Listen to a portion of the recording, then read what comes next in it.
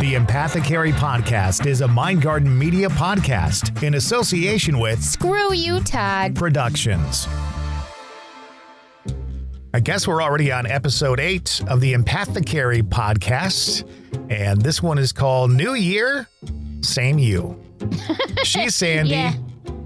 He's Todd. And here we're we go. just the same exact people we always are. Just, well, maybe a little wackier, but, you know, that's what it'll do to you. Did you do any New Year's resolutions? I don't believe in them because in my whole almost 52 years, I've never stuck to one of them. Yeah. So I don't believe in them. I do have New Year's hopes. I do hope that, you know, I mean, let's face it, for both of us, 2022 was pretty damn rough. And so my hope for 2023 is that we can really, and we talked about this too personally with each other, that we can kind of move into a really good 2023 and make the best of what we're given this year coming up, you know? I did not do any New Year's resolutions. But what I did do is this last full moon that we had, I did some major manifesting, which is something that I have not done in a long time. Yep. Really wasn't feeling up to it, to be quite honest with you, for a long time. Mm-hmm. And I feel as though my manifestation worked and I received some of the stuff that I've basically been working toward in manifesting and all that kind of thing. It's coming to fruition. Mm-hmm. Good. So I did do that. But yeah, 2022 was rough. And to say, please let 2023 be better is not good enough because, That's right. I mean, that would still be a really rough 2023. And I don't know that I want that. Well, the good news is, fingers crossed, God willing, we will be getting to hang out twice this year, which will be really cool. And Dave and I have some really cool trips planned this year. We're going to take a little 3-day weekend trip down to Pennsylvania, to Scranton and Wilkes-Barre, Pennsylvania, because during the last quarter of 2022, while I was in the throes of my surgery and healing, I had a lot of time on my hands. And so I did a lot more genealogy, and I looked into my grandmother's side of the family. And I actually was able to get back to like the 1400s, which I thought was unbelievably amazing. I have royalty in my family. Of course she does. Of course I do. And just Queen Cassandra, ladies and gentlemen. That's right. Well, you know, you hear stories. You hear stories when you're growing up, but none of it makes sense and you don't really care. And, oh, that's wonderful. But in fact, that did turn out to be true. And another thing that turned out to be true that I had heard a couple of times growing up was that about, now confirmed 7 generations back, I am the descendant, a direct descendant of the father of Francis Slocum, who at the age of, I believe, 5 years old, was grabbed and held by the Native Americans in Wilkes-Barre. The Slocum family was Quaker, and they originated from Rhode Island. And Francis's father, John Slocum, I am a direct descendant of his. And Francis was raised by the Native Americans down. They took her in just around Wilkes-Barre, and she ended up in Indiana, lived to be 75 years old. She's very, very famous and well known. Many books, state parks named after her, a cemetery named after her. And she was known as Mackinac, or Little Bear, and ended up marrying a tribal chief, the Miami tribe, and lived her life with the Native Americans. And when her family did find her years and years later, she wouldn't leave them. She had become Native American. And so we are actually going to go down to visit the area that she was from. Some of her family members actually were killed in they call it the Wyoming Massacre, Wyoming, Pennsylvania. And there is a cemetery there and everything. So we're going to take that trip down too. So that should be pretty cool. And I'm just fascinated by the whole thing. So I'm going to do a little bit of family stuff this year. And of course, family with you, and just try to do the best I can. I think each day should be a resolution of just making each day better than you think it's going to be. So I think the interesting thing about what you're talking about, family and generations before and all that kind of stuff, to me, that kind of stuff, especially when you're an empath, is really, really important. Because it brings you closer to your ancestors. And we talk in the woo-woo world about our ancestors, and they're communicating with us and they're trying to teach us all this stuff. It's kind of nice to know who some of them may be, instead of just thinking of this group of people that somehow are looking down upon you. Now you kind of have an idea of who some of them may be. Yeah, there's a belief that your spirit guides a lot of them are your ancestors. And so I think it brings you somewhat closer to your spirit guides in that sense that you're now learning more about them and who they might be and why they may guide you in the direction that they guide you. And it's a very personal thing. I mean, let's face it, as empaths, a huge chunk of our life is just personal, like personal feelings, personal beliefs, personal emotions, connecting with other people and their beliefs and feelings and emotions. And so being able to kind of tie that together and make it more whole, I think is an amazing thing. And a lot of people think, oh God, I'm an empath. This is horrible. I hate to, but in a lot of ways I've learned to embrace it. And it means a lot more to me than I think I ever intended it to. And so that sort of helped me develop myself on my journey with all of this, is just opening up to that kind of stuff. So we've talked in the past about how, especially with me, I've had so many people reach out to me in their lives and talk about, how distraught they are and how disappointed or depressed they are and all that. And for a lot of them, it kind of circles around. And I always ask the question, have you ever thought about the fact that you might be an empath? It happens so often to me. And one of the individuals, and I don't want to give out any names, but one of the individuals who I've known for quite some time, I'm going to say at least 5 years, has been on this journey. And over, I've said to this individual, might you be an empath? Have you ever thought about this? Has this happened to you? Have you tried this? Have you done that? And for years and years and years, and you know this, it fell on deaf ears. They pretend to listen. They pretend to learn. They pretend to take it in, and then they go and do the same damn thing again. And finally, what happened was I finally put the wall up. And I finally said to myself, well, listen, I've done everything I can here. Yep. I can't help any more than I have. I'm giving too much of myself to this situation. Wall went up. And the wall was up for quite some time. And in about 6 months, this individual finally, because I think they finally got to a certain low, they finally thought about all the stuff that I've been talking about for years. And it's like somebody just turned on a light above their head. And now all of it's making tons of sense. And they're doing the things they need to do for themselves. And one of the things that, I'm having to teach now is the wall.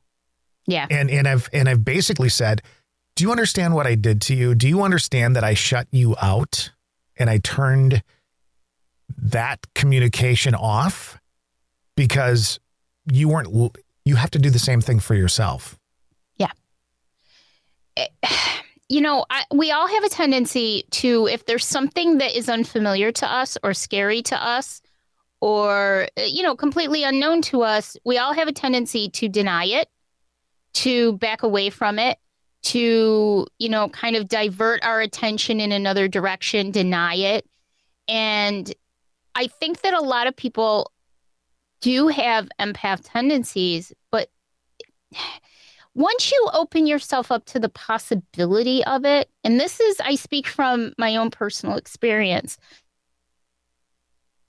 open yourself to it, it doesn't become as much Don't get me wrong. I know how hard it is. Todd, you know how hard it is because you've dealt with me. But once you open yourself up to it, you sort of learn yourself so much better, and you naturally learn how to compartmentalize,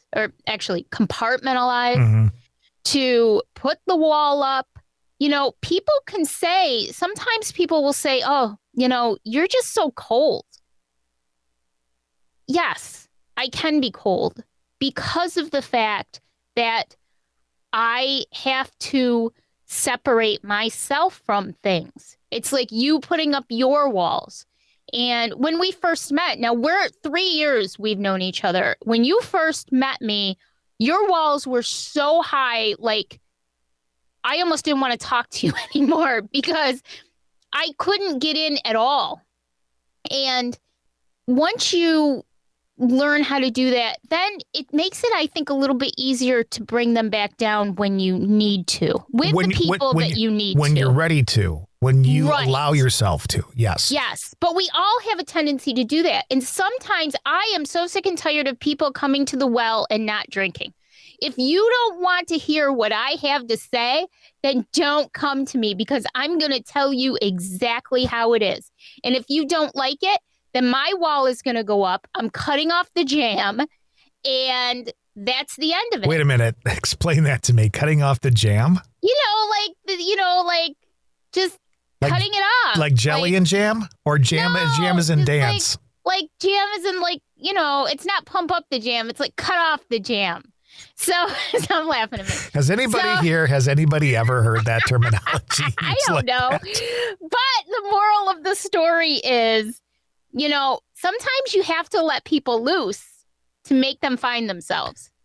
And if I keep coddling someone and I keep telling them something and allowing them to keep coming to me, this is advice for empaths. If you keep allowing people to do that, it's not only bad for them, but it's bad for you.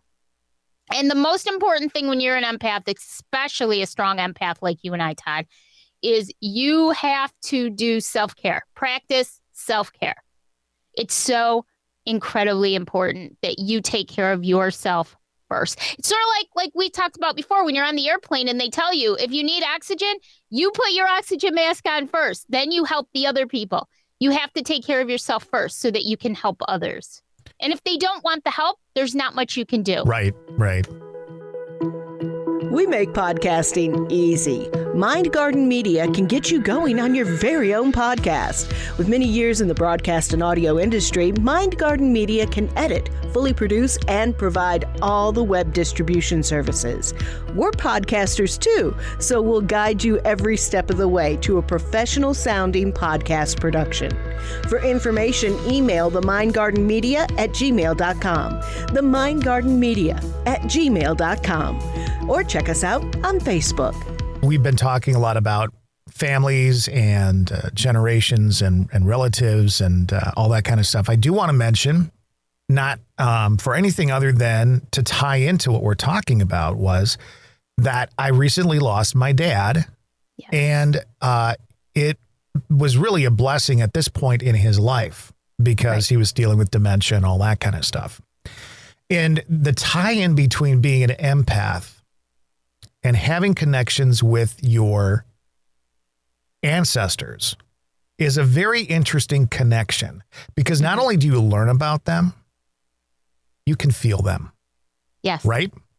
Yes. And one of the things that makes me sad when my mom passed away, my dad passed away. A lot of people knew my parents. They were kind of like celebrities to a certain extent. But what always made me sad wasn't that they were gone. I mean, yes, that is sad, but that they wouldn't be remembered. People die and their story kind of ends. And unless somewhere down the line, I've done something very interesting with my life and somebody reads about me and they know that I did this and I did that and whatever, my story kind of ends. Okay. It may live on in some ways, but it ends. And that always made me really sad because while my parents were never perfect parents, I think they tried their best And they worked really hard at everything that they did. And when we sold the parents' house, we handed it over to a new family. And while I think they appreciate it, they can never understand how hard my parents worked to afford and buy, have the house built, maintain it, everything they did.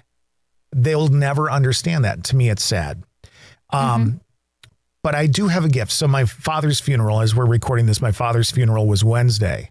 And it was a gorgeous day. It was a great service. I walked away from that feeling better than I have felt in a long time. And part of the reason is because one of his friends was at the funeral and is still around, is actually a number of years younger than my dad. I didn't realize that, but he's like 9 years younger than my dad. And he's got the greatest stories about growing up with my father and the shit they used to do. And to see him remember my father, was a joy. Yeah. And to hear stories that I didn't know and now know about my father is a joy. We know our parents, I'm 52. So my father had me like when he was 40. Okay. So I knew the last 50 years of my dad's life. I didn't know the previous 40. Right. I really didn't. And he didn't talk a lot about it. He would tell some stories once in a while about the farm or this and that, or goats on his brother's car that went through the convertible top with their hooves and shit like that. I mean, he would tell stories, but I didn't know. And now I know somebody who has some of those things. And what I realized was, while I remember my father the last couple of years, and he was not my father at this point. I mean, he was, but he was not himself because of dementia. Right. My father lived a relatively really cool life. Really happy. They did a lot of fun shit, stuff that people would not get away with. I mean, certainly. And I said this to my father's friend at lunch. I said, we didn't know this side of my dad. My dad had a great sense of humor and thought things were, but with his kids, he was like, don't you do that. How dare you do that? You can't do that. You're going to get in trouble. I'm going to beat your ass, stuff like that. And then I turn around and I hear these stories about stuff that he did. Holy shit. I would be dead in the ground if I ever tried one or two of those things. I could tell that you were coming, you were kind of coming back up the hill. Yeah. When we talked and you just boom, boom, boom, boom, boom, laid out the story to me. And it was like right there, boom, boom, boom. And when things happen to us or when we're going through a lot of stress, you and I are very connected. So we pick up physically on each other. We pick up emotionally on each other. And that's one other lesson for empaths is you don't have to be in the same room. Or you don't have to be 5 minutes away from each other. When you're connected with someone, these are the things that can happen to you. So when you and I are going through things, we tend to kind of separate a little bit from each other, more out of love than not, because we want to spare the other one a little bit extra emotional difficulty. Wear and tear, yep. Yeah. And so, but with the understanding that we're always there if the other one needs us. But the point I'm making is that I could tell that you were back on the upswing a bit after that lunch. And I was so grateful for that lunch because, we only know of our parents what we see. That generation and the generation before it didn't really talk much about their lives. Right. I told you yesterday, my grandfather would mention here and there that my great-great-grandfather had a fruit and vegetable cart in Utica, a horse-drawn fruit and vegetable cart. And my grandfather would help him with that. And that's all I know. I didn't get to hear all the stories. And it's so hard for us because all we knew as our parents as adults, the quote unquote responsible adults, we never got to see that other side of them and realize that they were probably doing all the stupid ass shit that we do or have done. We just didn't know it. And so it kind of comes full circle at times like that. And I love the after funeral, after service luncheons and things, because that's when everybody kind of breathes a sigh of relief, says, okay, We're in the closure mode. We're coming back, and let's enjoy it. Let's talk about them, and let's remember them, and let's talk about the good stuff that happened. And it's sort of always the best way. Now, I was born and raised Catholic, and let me tell you, the Catholics, if there's anybody who can be dramatic and drag things out, it's the Catholics. I mean, you've got 2 days of calling hours, afternoon and evening, 2 full days. You've got the big, huge funeral. You've got the procession. You've got this. You've got that. You've got the huge luncheon afterwards. I mean, they drag it out for days.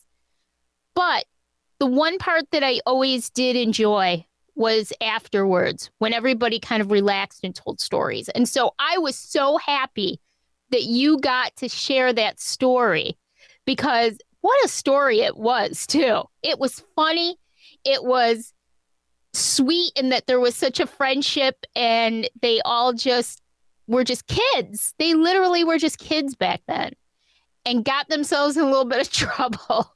And it was just fantastic. So I was really happy to hear that somebody shared that kind of a story with you, because we all need that. We all need that. And one of the reasons that I, A, visit cemeteries, B, do Sandy cemeteries, anything like that, is because I want to tell their story. You know, when I go to a cemetery, I spend my entire time reading names, because I think in some small way, I'm remembering Right. them. Yep. I agree with that. You know, I read names out loud. If I go to somebody who served in the military, I thank them for their service. It's just, I think it's the right thing to do, is to remember people. Nobody wants to be forgotten in life or death. And I know we all believe, or I would think that most of the listeners of this podcast believe, that when we die here, when we leave our physical body, we're not necessarily dead. Right. But, you know, again, you still want them to be remembered for the things they've done here, good or bad. Right. And everybody's got both categories. You know, it's nice to think that somebody will remember it for at least a little while before, you know, those memories go away. Exactly. So I was just very happy about that. And it really tore me up to not be able to be. Even Dave said, we were talking right after your dad passed, and he says, you know, if Todd was in Pennsylvania or New Jersey or Massachusetts or even, you know, Ohio, he's like, we would just jump in the car and go. And I thought that meant a lot to me that Dave would say that, because he was thinking the same thing. It's even more difficult when you can't be there with the people that you care about. And, you know, you and I are now family, and it's very difficult to not be able to do that. And so just the fact that you had people there who love you very much and were able to tell you something about your dad and make you happy in the end, I think that was really cool. Yeah. Really, really cool. It's a great thing. So, yep. So before we end the episode, I just wanted to bring up a little point. I was years and years ago, God, probably going on 8 years ago now, when I discovered that I was an empath. The only reason I knew I was an empath was because I randomly found an article on the internet, 13 signs that you might be an empath. And I checked off 12 of those 13 signs. And so with much thought and much, you know, inner reflection, I realized that I was an empath. I didn't realize that I was that strong of an empath until much more down the road when I opened myself up to it. But if you are an empath, I found this article the other day that was very interesting, because a lot of people just think of themselves as, quote unquote, an empath. There are many different types of empaths. And so I just wanted to read through them for you. I've identified with 4 of the 8. And I could possibly be part of the other ones too, but these were the ones that called to me. But I'll read them through really quick, just so that you can kind of think about it and see if you're an empath, what exactly you may be most in tune with. So the first one is a physical empath. Physical empathy is when you're attuned to other people's physical symptoms and you tend to absorb them into your own body. This goes beyond naturally contagious gestures like laughter and yawning. If your friend is in the throes of a screamingly painful migraine headache, expect to feel tension in your temples as well. So that just brought me back to when you had your illness a couple years ago and we didn't know what was going on. and you were getting these excruciating headaches. And guess what? I was getting these excruciating headaches, and we didn't at the time understand. But that's what we mean by we are very connected with each other. So I am definitely a physical empath. That is for sure. And it's not just with you. It's with other people too. The second one is emotional empath. An emotional empath is someone who picks up on the emotions of others. This can be lovely in effect, like when your friend gets a promotion and you feel their happiness, but it can also be really, really exhausting, like when you're dealing with someone who complains constantly, is negative, a narcissist, they suck up your energy and your attention. Todd, you and I both, I think that's the main one that people deal with, and you and I talk the most about. The next is an intuitive empath. Emotional empathy is often a component of being an intuitive empath without it being the defining factor. So intuitive empaths generally can sense the unspoken in terms of what's going on, and that can encompass many qualities. So basically, you actually kind of have like this almost holistic kind of superpower. You experience extraordinary perceptions such as heightened intuition, messages, animal and plant communication, as well as pick up other people's emotions. So I feel like I am definitely an intuitive empath in that I just know things. And that goes along, obviously, with the medium and psychic abilities that I have. But I do believe that I am an intuitive empath and I think you are too, because of the fact that I just know things about people. It's much more than a first impression. It's really just knowing what's going on with them. It's almost psychological in nature. Right. Then there are people called dream empaths, and that is people who get intuitive information through dreams that can help them or other people. That's because they're typically gifted at clearly remembering dreams, so they're able to source wisdom from them. I don't know about this one. I kind of walk the line on it only because I have had some dreams that have kind of foretold future events in a roundabout way. The one that I had a couple months ago where I was dreaming in real time, I don't know what that was. If anybody out there, any of my woo-woo friends, my psychic friends have any idea what the heck was going on with that, please let me know. By the way, an update to that, I did contact the girl who I dreamed was in the dream. She has absolutely no ties to St. Albans, Vermont. The interesting thing, though, is that when I was researching my family history, a lot of my ancestors came from the area of St. Albans, England. Yeah. So I don't know if there's a tie there or not. So that was dream empath. Then there's plant empaths. Never heard of that one. If you're a plant empath, you can accurately feel the needs of plants and connect with their essence. So maybe that's along the lines of green thumb. Could be. You're just like really good with them. The seventh is an earth empath. Earth empaths are rocking a similar vibe to the plant empaths in that both have their hearts tuned to nature. But while your garden variety plant empath is more attuned to indoor ferns, earth empaths more so relate to what's going on with the whole universe. Thought that one was interesting. Yep. And the final one is animal empath. Animal empaths are people who are always hanging with the pet at the party. They have a special connection with animals and that they can often feel their needs and communicate with them in a soothing manner. They cannot stomach any violence towards the animals and are more than likely filling their Pinterest boards with vegan recipes. So I kind of walk that line. I mean, I don't even think I walk that line. I think I am an animal empath in that I'm not quite vegan, but I am actually moving slowly in that direction. So I've always just had a way with animals. I feel their emotions. It's more than just watching those sad commercials on TV. It's really deeply being in tune with them. And I think that's so cool. So those are the 8 different types of empaths.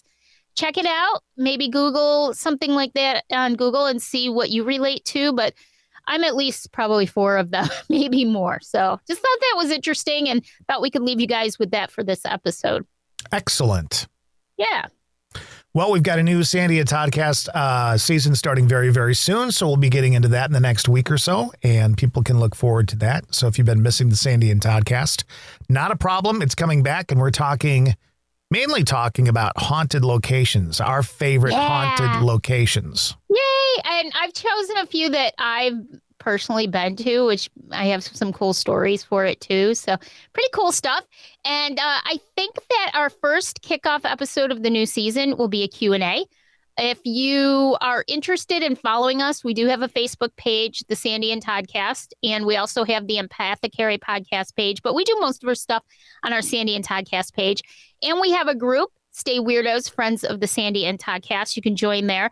I did put a poll up, so it looks like we're going to be doing a Q&A session for the first episode of our new season of the Sandy and Toddcast. So if you'd like to send us a message on our Facebook page or in our group, or email us. All the information's in the show notes. Give us your questions. Any random question will do. And maybe we'll get you on there.